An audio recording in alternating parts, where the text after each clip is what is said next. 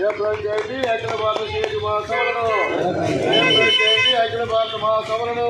జయప్రదండి 18వ అఖిల భారత మహాసభలను జై టీయు జై టీయు జై టీయు కార్మికుల ఐక్యత కార్మికుల ఐక్యత ప్రజాసంఘాల ఐక్యత కార్మికుల ఐక్యత జై టీయు జై టీయు జయప్రదండి అఖిల భారత మహాసభలను జయప్రదండి అఖిల భారత మహాసభలను జయప్రదండి. ఈరోజు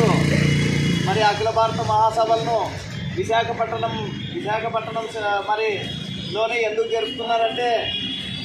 విశాఖ స్త్రీలు ఆంధ్రుల హక్కు అనే నినాదంతో మరి విశాఖలోన లక్షలాది మంది విశాఖ స్త్రీల్లో పనిచేస్తున్న సందర్భంలో ఈరోజు నరేంద్ర మోడీ ఆదానికి ఆ విశాఖ స్టీల్ను మరి విభాగాలుగా అంటే ఒక్కటేసారి అమ్మితే బాగుంటుందని కొంచెం ఆ స్టీల్లో ఉన్నటువంటి విభాగాల్ని మరి ఆదానికి కట్టబెట్టే ప్రయత్నం చేస్తున్నాడు. మరి ఆ విశాఖ స్టీలు లక్షలాది మంది కార్మికులకు ఉపాధి కోల్పోయే పరిస్థితులు ఏర్పడ్డాయని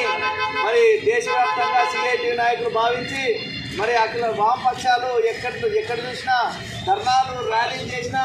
మరి చెల్లించకోకున్నటువంటి ఈ ప్రభుత్వం పైన మరి ఏం చేస్తే బాగుంటుందని ఆలోచన చేసి మరి ఆల్ ఇండియా మహాసభల్ని లక్షలాది మంది 70 లక్షల మంది సిఐటి సభ్యత్వంలో ఉంది కనుక దేశవ్యాప్తంగా కనీసం 20-30 లక్షల మంది ఆ కార్యక్రమానికి వస్తారు. ఆ స్టీల్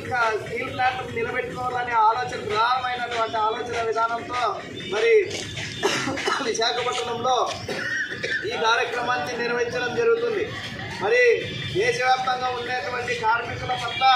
మరి ఈరోజు కేంద్ర ప్రభుత్వం తీసుకొచ్చినటువంటి 4 లేబర్ కోడ్లని మరి ఆ 4 లేబర్ కోడ్లను తీసేసి మరి 29 చట్టాలని అమలు పరచాలనే విధానంతో ఈరోజు విశాఖపట్నంలో ఆల్ ఇండియా మహాసభలను జరుపుతున్న సందర్భంగా